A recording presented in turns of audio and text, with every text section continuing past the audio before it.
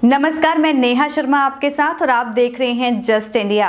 खबरों के प्रायोजक Oscar super speciality hospital and trauma centre.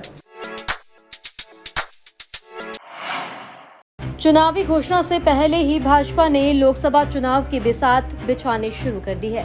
प्रदेश की माने जाने वाली सबसे हॉट सीट रोहतक के लिए प्रत्याशी घोषित करने को लेकर राजनीतिक गलियारों में माहौल गरमाया हुआ है। इस कड़ी में सिनेमा के बड़े पर्दे पर ठेठ हरियाणवी में अपने अभिनय का लोहा मनवाने वाले अभिनेता रणदीप हुड्डा का नाम सुर्खियों में है। हालांकि अभी भाजपा से मौजूदा सांसद डॉक्टर अरविंद शर्मा है, लेकिन कांग्रेस से कड़े मुकाबले को देखते हुए उन्हें यहां के बजाय करनाल शिफ्ट कर इस सीट से रणदीप हुड्डा को भाजपा उतारने की तैयारी कर रही है। बताया जा रहा है कि रणदीप हुड्डा हरियाणा के पूर्व सीएम भूपेंद्र सिंह हुड्डा के बेटे एवं राज्यसभा सांसद दीपेंद्र हुड्डा को टक्कर दे सकते हैं। कांग्रेस से दीपेंद्र को टिकट मिलने की पूरी संभावना है। इसके लिए उन्होंने तैयारी शुरू कर दी है।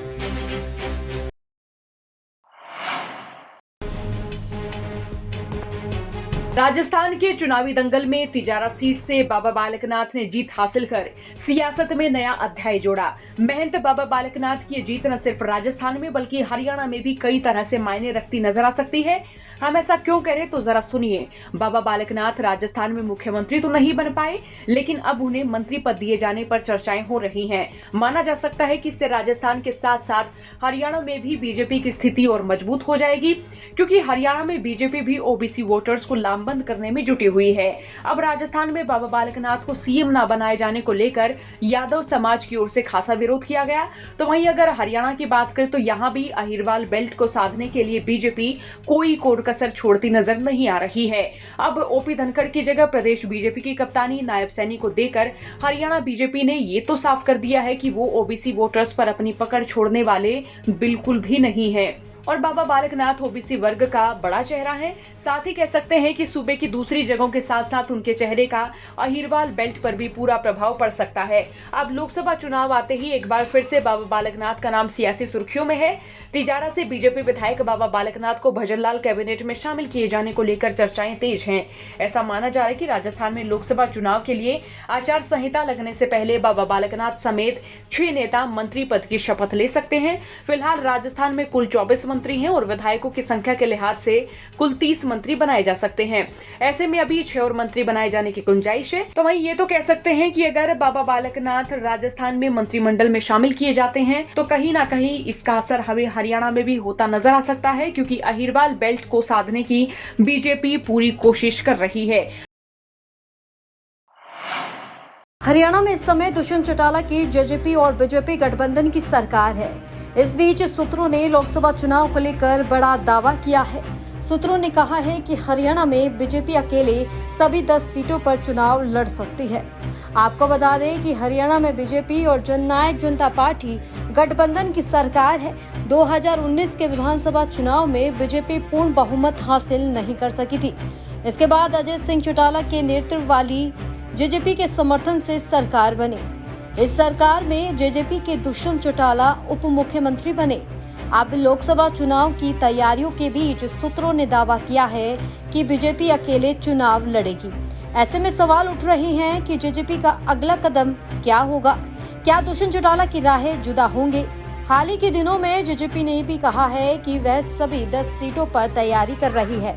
चर्चा जेजेपी के साथ गठबंधन रहेगा sir. Sole right lies with parliamentary board. चर्चा चल रही है कि हिसार या भिवानी महेंद्रगढ़ जेजेपी को दे सकता है। It lies with the parliamentary board of the party. उनका अधिकार क्षेत्र है, वो क्या करेंगे क्या नहीं करेंगे इसमें मैं अभी टिप्पणी सर चौधरी का क्लियर कर दीजिए कि भाटिया जी लड़ रहे हैं किसी और को। पार्लियामेंट्री बोर्ड ही सब तय करता है। सर आप क्या चाहते हैं सर? मैं तो बहुत कुछ चाहता हूँ। सर एक आज के दिन तो हम भी 10 पे तैयारी कर रहे हैं, भारतीय जनता पार्टी भी कर रही है, और ये तो दोनों पार्टियों में एनडीए में बैठ के निर्णय होगा कौन कितनी सीटों पर लड़ेगा। और मेरा ये मानना है कि जल्द उस पर निष्कर्ष भी निकलेगा। जितने कांग्रेसी हैं, ये तो जिस दिन 75% को हाईकोर्ट ने स्ट्राइक डाउन किया था, इन्हें तो मिठाई बांटी थी। ये तो हरियाणा की रोजगार जो हमारे प्रदेश के युवाओं को मिले उस सोच के विरोध में। आज हम सुप्रीम कोर्ट में है, इसी महीने सुनवाई रेगुलर शुरू होगी कॉन्स्टिट्यूशनल बेंच के आगे, और मुझे पूर्ण विश्वास है कि हम उस लड़ाई को जीतेंगे भी और हरियाणा के युवाओं को 75% रोजगार में अधिकार दिलाना। जयपुर के बाल सुधार गृह से 12 फरवरी को भागे 3 नाबालिगों को देर रात नेपाल बॉर्डर से पकड़ा गया है। जांच में सामने आया था कि इन्होंने जयपुर से भागने के बाद रोहतक में एक व्यापारी की हत्या की थी। इसके बाद पुलिस लगातार इन्हें पकड़ने में लगी थी। देर रात जयपुर वेस्ट पुलिस को सूचना मिली कि तीनों नाबालिग नेपाल भागने वाले हैं। मुजफ्फरनगर और रोहतक पुलिस को सूचना दी गई है और इसके बाद तीनों नाबालिगों को नेपाल बॉर्डर से पकड़ लिया गया।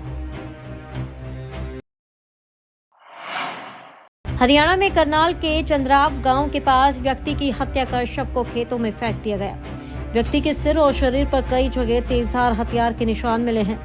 राहगीर जब खेतों से निकल रहे थे तो व्यक्ति के शव को देखकर मामले की सूचना इंद्री थाना पुलिस को दी। सूचना के बाद पुलिस और एफएसएल की टीमें मौके पर पहुंची और साक्ष्य जुटाए। आज शव का पोस्टमार्टम करवाकर परिजनों के हवाले कर दिया। हरियाणा के पानीपत में नाबालिग लड़कियों की यौन शोषण मामले में जेल में बंद आसाराम के समर्थकों ने वीरवार को शहर में प्रदर्शन किया। प्रदर्शन करते हुए आसाराम के समर्थक लघु सचिवालय पहुंचे और अधिकारियों को ज्ञापन सौंपकर आसाराम के लिए जमानत की मांग की है। आसाराम के समर्थकों का कहना है कि पिछले 11 साल से लगातार समर्थन सरकार तक ज्ञापन पहुंच रहे हैं, लेकिन आज तक आसाराम को पैरोल जमानत नहीं मिली।